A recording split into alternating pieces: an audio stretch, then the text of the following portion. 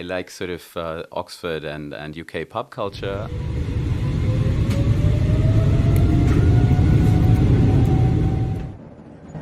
Welcome on board this ESCP flight to knowledge. Our flight time today will be less than 30 minutes. The outside temperature is abnormally high. A faculty member will be with you shortly to help you understand what impact their research can have on business and society. If you hear brace, brace, please pay extra attention as only science can alter our collision course.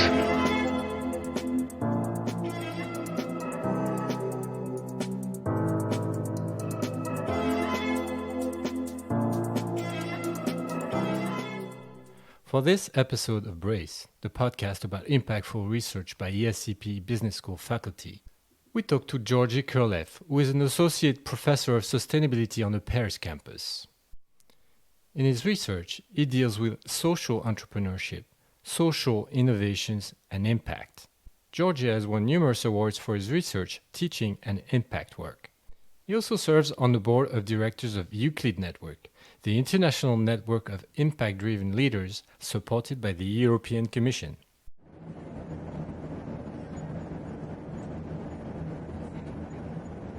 Hello, sir. Would you like a drink? Oh, yeah, thanks very much. What a surprise on a Friday morning at 9 o'clock. For the record, I offered our passenger a bottle of beer. That's because he recently wrote that if he wasn't a business school professor, he would be running a pub in Oxford. Yeah, I mean, partly it was, of course, a joke. I don't know if I would really do it. I like sort of Oxford and UK pub culture, which is great. And at the same time, it's actually true that the Eagle and Child, where sort of Tolkien and other big writers were meeting for their sort of inkling sessions and where they spend a lot of time, is currently vacant, which is a shame. So it would be a good chance to actually do it. And on a more serious note, I think it's an expression of, a wish to, preserve a place for, academics, but also other people to, be convivial, but at the same time also, have some time and space and room to sort of discuss and think about things, right? So essentially, going back to this story of Tolkien taking actually 12 years to write the Lord of the Rings, right? And interestingly, something that had a lot of, influence sort of in the real world. It is, of course, a novel, but at the same time, sort of very research grounded in terms of all the languages that he brought in and so on. So it's a very interesting example, I think, of how if you give academics room and, the time to develop their ideas, they can really do great things. So it was a combination of, a bit of a joke, a nice pint alongside that, and then, having this space for academic discussion, essentially. Now that we've established you're an academic, what have you come to talk about? I'm here to talk about my research. So, as I briefly mentioned, I've been part of the sustainability department at ESCP Business School in Paris for a bit more than a year. And we cover all kinds of issues on sustainability. Many of my colleagues come more from the environmental side. They're dealing with circular economy and other kinds of concepts. I come more from sort of the social side of sustainability, if you will. So I do a lot of research on social entrepreneurship as a new way of changing things, addressing problems, social innovation as innovation processes that are just much more holistic and that really also sort of change mindsets in terms of how we think about problems, right? All of a sudden, the problem actually becomes the solution. And so I'm really, here to talk about these, research areas of mine that have been growing for a number of years with maybe this sort of bigger connotation of wanting to have a positive impact, right? Both the things that I study have a positive impact, but through my research, I hope I do have that too. You mentioned social entrepreneurship. How does that differ from entrepreneurship? So social entrepreneurship, and I actually like to detach the idea of social entrepreneurship from the entrepreneur, right? So there's also this, maybe before I even explain the concept, I can go into a bit of the critique of the concept, which is, all of a sudden we have those heroes, right? We have the messiahs, we have the saviors of the world, right? So individual social entrepreneurs that come up with something great, such as microfinance, right? So Mohammed Yunus is one of the sort of the role models of social enterprise. But at the same time, there are many critical issues around this, right? So that the microfinance industry got very commercialized, that maybe some of the ideas that were underlying microfinance, such as, group lending and, having women lenders especially, don't always, play out in reality as they should, right? So that there's still sort of disempowerment or even sort of very high group pressure, which leads to adverse effects, right? So I like to think about social entrepreneurship as a mode of action, right? So it's sort of a mindset and an approach to social problems that uses the entrepreneurial, right? So that thinks about, how can we innovate on this? As I said, how can we turn what others see as a liability to an asset, right? A colleague of mine has been doing research on companies that, for example, have discovered that having autistic people being employed as software testers is actually a fantastic idea because apparently they are much better even than any automation and any other person to actually test software, right? Because they understand patterns, they spot them. And then essentially, they sort of find the bugs. And at the same time, there seems to be much more gainful employment than having them work in, certain sheltered environments, which might be well-meaning, but maybe not, as good in terms of the outcomes that we're achieving, right? So it's really the idea of, how do you combine resources in a new way? How do you also change people's mindsets about, as I said, what is a problem? And now all of a sudden actually becomes an asset to your company, right? And it's to the benefit of the people. That's the main thing, right? So that's the main difference, right? So entrepreneurship in general is about creating some value, but usually it's for the entrepreneur or maybe for a customer, right? Individual value. And social entrepreneurship is really about sort of creating sort of public value, common value at the community level or even at the societal level. Do you have examples of your research that have some impact? Yeah. So, well, interestingly, and I think that was also very rewarding because you wouldn't think about sort of research in this context. In the course of last year, I actually won an award that was sort of celebrating to some degree my contributions to putting social entrepreneurship and social innovation on the German policy agenda, right? So I'm not as naive as, saying, it was me. Again, sort of steering away from this idea of, you have one hero who does it all, which obviously, very clearly I'm not. And also research plays, you need to be very honest about that. A minor role, I would think, but a very important role, right? So I think sort of the landscape in Germany changed a lot when, the German Social Entrepreneurship Network was founded, who did a lot of, positive lobbying, making policymakers aware of, these mind shifts, the ways this can actually create value of different kinds, right, for the target groups, but also for the company, for society at large. And I think what's super interesting is that these sort of practical players are longing for evidence, right? They're longing for research in order to understand, how does social innovation evolve? Where does it come from? Who needs to engage at later points in time in order for this to actually scale? What are the key mechanisms at play in order to make a social entrepreneurial venture work? And at the same time, what are the critical issues, right? There's also research which is saying that, maybe we're focusing too much on entrepreneurship, right? We say, we have a problem, entrepreneurship is the answer. We have another problem, entrepreneurship is the answer, which might be the case to some degree, especially if you think about it as a mode of action. But, it also sort of shifts away responsibility maybe from, broader institutions, from policy, from regulation, and all these kinds of things, which we see, at the level of sustainability as well, right? As long as we think, technology and, some innovative startup is going to fix everything, right? All of a sudden, we're going to have nuclear fusion, so we don't need to do anything right now. We don't need to change regulations. We don't need laws. We don't need policy. We don't need activists. That's a wrong kind of thinking, right? And so really being critical about this as well, and working with them in order to develop something that can be implemented in practice is really rewarding. I'll give you another very brief example. So actually on initiative of the Social Entrepreneurship Network, we've been doing a scoping study thinking about how can you pool finance in order to support social innovation, right? Because the problem is social innovation takes a very long time, right? For a classical entrepreneur, you think, after 3 to 5 years, you need to break even. For sort of social entrepreneurs, it sometimes takes 20 years, right? But who is going to invest in something like this if they're very commercially driven? No one, right? And that means we need to think about new constellations of maybe pooling in public finance, maybe pooling in guarantees from the public sector, philanthropic investors who really are values driven with commercial investors. And then all of a sudden we find a pool of finance that is actually able to sort of respond to this, impact, risk, and return profile, right? Otherwise, we've always been thinking about it as risk and return. Now we have impact coming into the equation, and in order to balance that out, it's actually very important to find those, constellations of different actors coming together. And we were assembling sort of international evidence to come up with a master plan of how you could actually do that, right? So it's actually very close to. I mean, it's grounded in research, and at the same time, it's very close to being, tested out. And implemented in practice. Are there other research projects you're involved in that may have some impact too?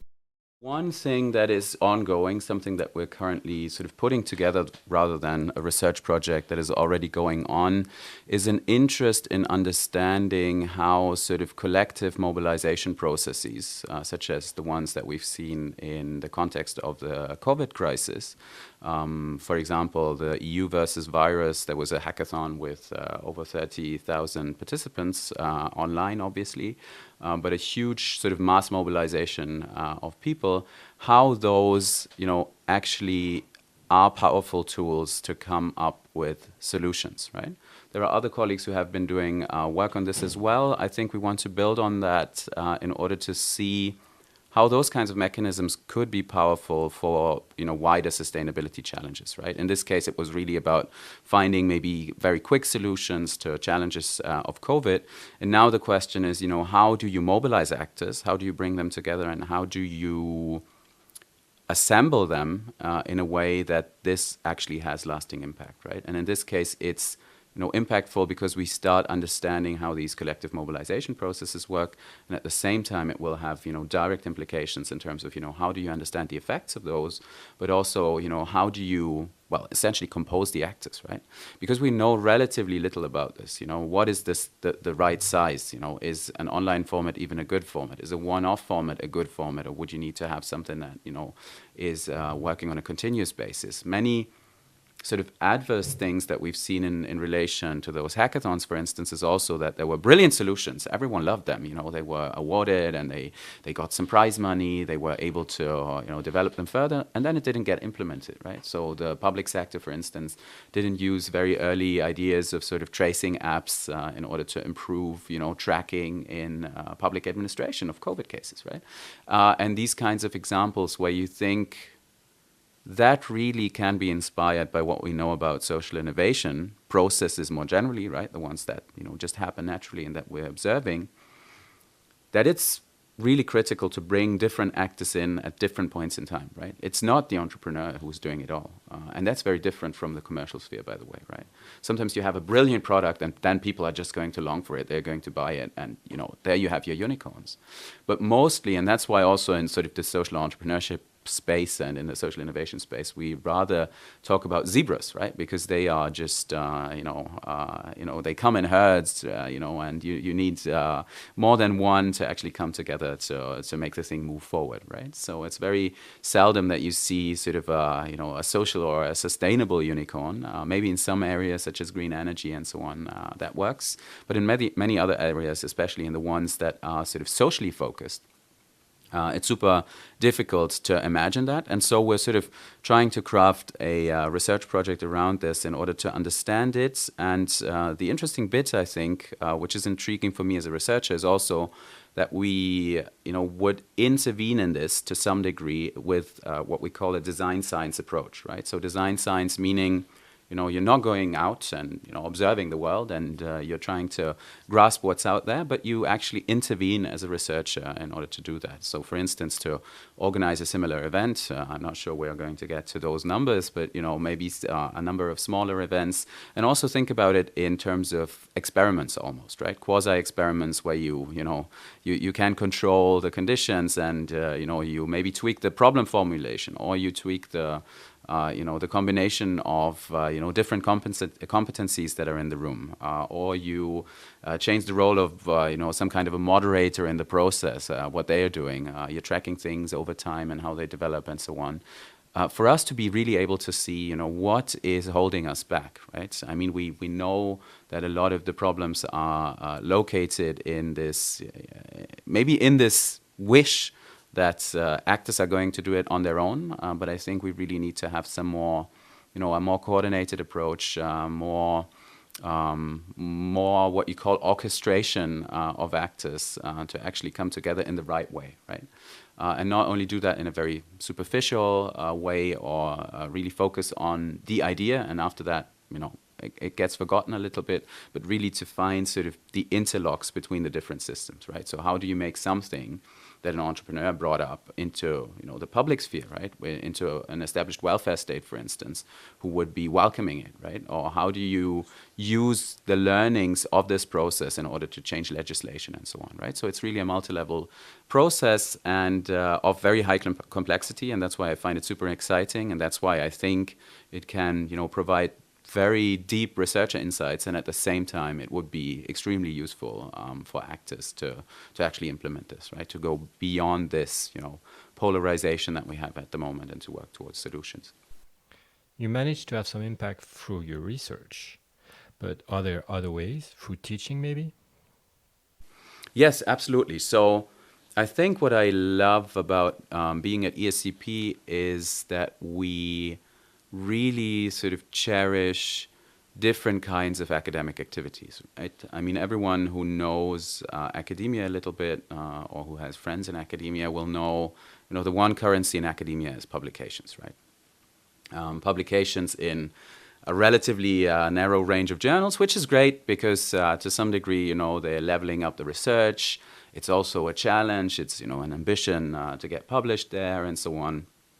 And often in the process, the research gets better, right? So it gets sharper, you articulate it in a better way and so on, which is great, but that's only part of the story, right? And I think what I love about ESCP, as I said, is that we cherish, different contributions, right? It can be, journal articles, but also sort of bigger research projects such as this one, right? This is nothing that you can do just with a colleague or on your own, you need to build some kind of a consortium.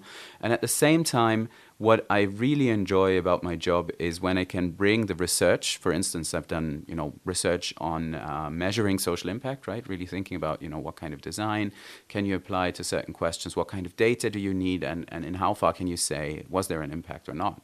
And how did this impact look like? If I bring that to the classroom, and it's so astonishing to see when students, at the beginning, sometimes they're a bit skeptical, right? So I sometimes get the question, is anyone going to care, right? If I know about impact and impact measurement, is anyone going to care? And I tell them yes, because, we have all of this discussion around sort of ESG investing, environmental, social, and governance criteria, that it doesn't really mean anything. Some are saying, calling it even a dangerous placebo, right? As long as we think ESG is going to fix it, we're not doing any other thing. And that's why I think we need people who understand impact measurement, and how do I actually weigh the evidence? Does this evidence tell me anything? What does the evidence tell me? And I think that's going to be more and more important as students get trained and get into the job. And that's why I love sort of this combination of research and teaching, and also inspiring students. I think that's really important. And what we see, it's not only me, it's many other colleagues here at ESCP that are teaching in the sustainability area, and the feedback that we get often, it's partly anecdotal, partly systematic as well, is that students are so grateful to have this, right? More than once have I heard this was the most important course that I've had in my sort of student life. It really changed the way I think about things, and especially, this idea of, I thought I knew it all, but I don't, right? And interestingly enough, also sort of lauding my colleagues by, what I learned when I came here. I actually learned quite a lot in sort of, integrating into the system, as I said, coming more from the social sustainability side. A lot of my colleagues really have a strong foundation sort of in the physical sciences as well. And really, grasping the complexity, and which brings us back to this idea of complex systems, also in the social sphere. But really understanding the complexity and the interconnectedness of the challenges that we're currently facing is mind blowing. Also to me, and I learned a lot. And using that as a passion, a driver to motivate and to infuse students, and at the same time to give them a lot of sort of liberty and freedom to develop things is fantastic, right? And that's maybe something that you were hinting at. For instance, we recently won this prize for responsible business education by the Financial Times, and that was really around a platform that we've built on entrepreneurship and innovation for sustainability, right? And the main sort of features that we had is not only that we did that as a collaboration, right? So it was several universities coming together, several professors sort of teaching at the same time, and also the groups being mixed, which they appreciated. But it was also giving them maximum freedom, right? So we said, pick your sustainability challenge and then think about, how you can solve that. And, a very important sort of obstacle there is that they always think in terms of business models, right? They always think about, how can I sell this? What are my distribution channels? And we're like, wait, hold your horses, go back and think about the sustainability challenge, right? We don't really care about whether it's more of even a public approach or a non-profit approach or whatever it is, right? Whatever you think is actually sort of addressing this sustainability challenge in the most impactful way, let's start with that, right? And then maybe we can build a business model around it. But giving them that freedom, they really appreciate it. And one of the sort of negative comments we actually invited some of them to the Academy of Management, which is the biggest scholarly gathering of management researchers in every year in the US. They were participating online only, but they appreciated that as well. And then we were just saying, what kind of critique do you have? We didn't script it, we didn't tell them what to say. We were just very open in terms of what they were articulating. And then one of the students said it was such a pity that we didn't get to implement our projects within the course, which is, basically a critique and the best compliment that you can get, because it means, they got to a level where they were actually ready to go the next steps. And that's what we're going to think about in developing this kind of teaching further.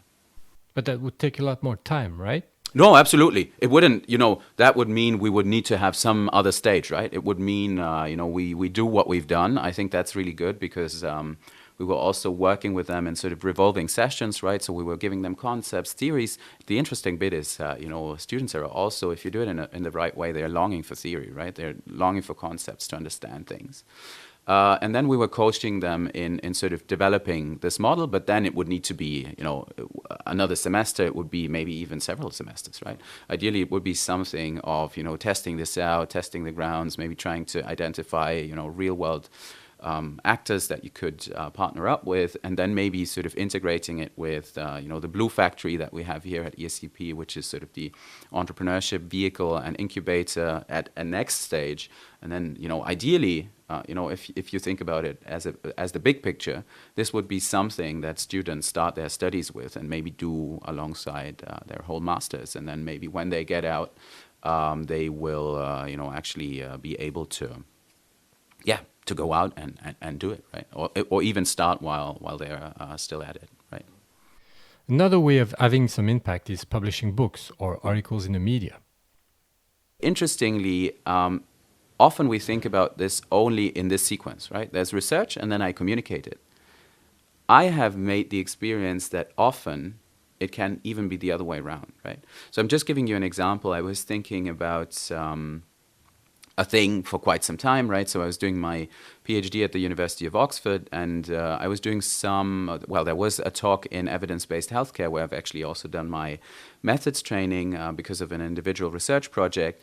And there was this guy saying, really in medical research saying, there are people going out doing reviews all the time, right? Research reviews are essentially, you sit at your desktop computer and you try and find what research is there, and then you summarize it in order to tell other researchers, what overall is the evidence. And he was like, that's such a waste of time, let's automate this, let's build a, database where you can just say, I want, I don't know, I have migraine, and then it really, like in one click, you have all of the evidence of all of the studies, taking aspirin or acupuncture or whatever, in how far is this effective, right? And then you get this map all of a sudden.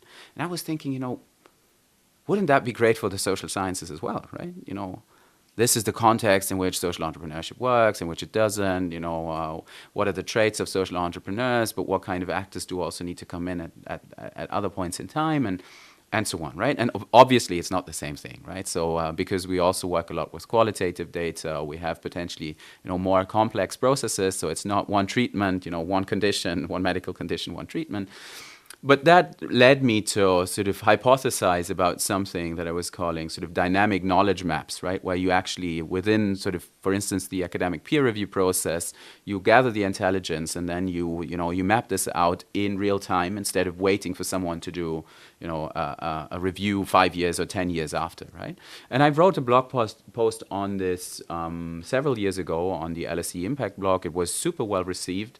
But it was an idea, right? So I was like, building on this. I was putting out some propositions, and now we're actually doing research based on this idea, on really looking into, which is a bit different from my other research, but really looking into how do researchers in the management field actually do reviews, right? And what we see that essentially there is still a lot of summative reviews, right? So you go in and you do all this manual labor, if you will. And then eventually you summarize what's been done.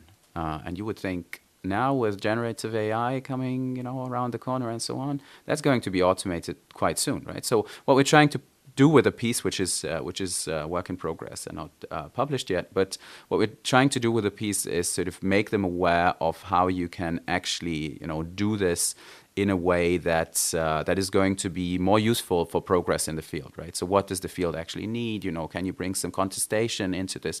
Just the same way as you should contest social entrepreneurship, we're essentially contesting, established practices in the management field, right? And that's only one example of how you also build relations to, people at the LSE Impact blog, and then you start off with ideas around, this master plan of financing vehicles for social innovation. You do a quick blog post on that. You do sort of a practice-oriented study, but then you take it and then you turn it into, a more solid piece of research. You add the evidence, you continue on what you've done. What's important is that you start off with a very solid research foundation, right? But sometimes you need to sort of increase the number of interviews or data sets that you include, and actually doing it this way around is also very enriching, right? And like that, you can really understand that it goes both ways, right? And sometimes sort of even the bigger impact, right? So bringing this idea out, dynamic knowledge maps, all of a sudden, people were talking about the death of the literature review, right? The editor had this, very nice tweak there, sort of saying the death of the literature review and the rise of the dynamic knowledge map, and that was really intriguing to a lot of people, interestingly across disciplines, right? So it didn't matter, or it wasn't management. It often wasn't even social science people, right? There were also sort of people from medical research, people from the humanities, well, from everywhere essentially interested in this idea. And that's how you see, the impact comes, and then maybe, hopefully this piece is going to come out, is then going to, even have a bigger impact on the research landscape, and, might even be, a follow-on essentially from this initial blog post. You do another one, and you see how things have been progressing. And I think we've been thinking about the whole academic endeavor in a one-way street fashion, right? So we always think, you have the idea, you carry out the research, you get it published, and then ideally you get some media to do something around it. And it can be, it can be both ways. It can be sort of sequential and so on. And really understanding that, makes it much more engaging, makes it much more exciting, and at the same time, hopefully much more impactful, right? Because sometimes you start with the impact and then you push it forward instead of hoping that your research is going to be impactful. And maybe more responsible too. Yes, I mean, I think it's also from the perspective of the researcher, it is an exercise in self-reflexivity, which brings us back to, the Eagle and Child pub, and having sort of this space to potentially discuss, be self-reflexive, think about what am I actually putting out, how would I be able to test that, what is the evidence, what are the implications as well, right? So always thinking about sort of research in terms of what does it do, what's potentially is its use, right? So I'm very keen on understanding what's the use of what we're doing.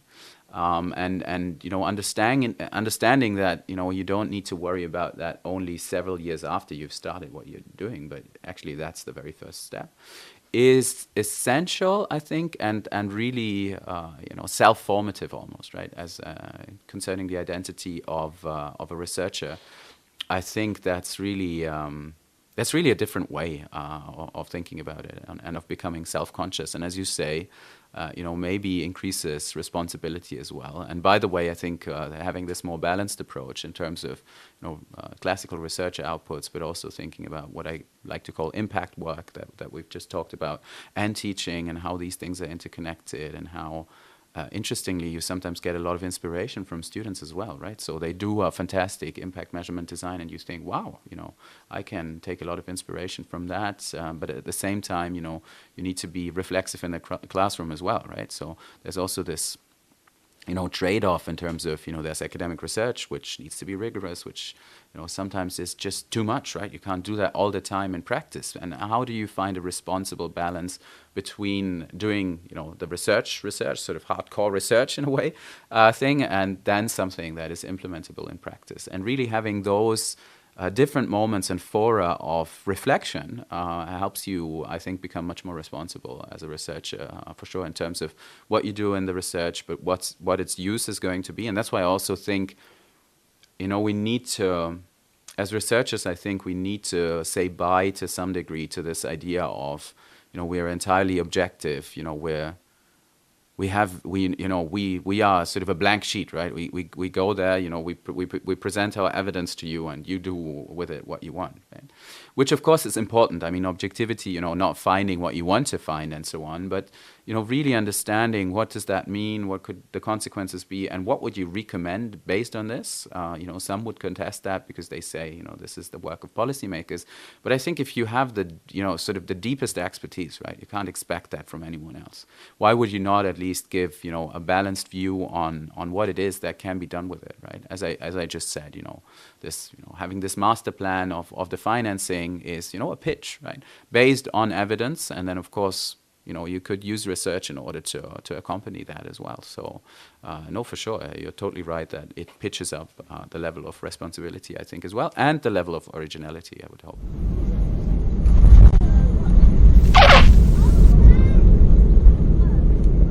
On behalf of ESCP, thank you for choosing us for this journey towards knowledge.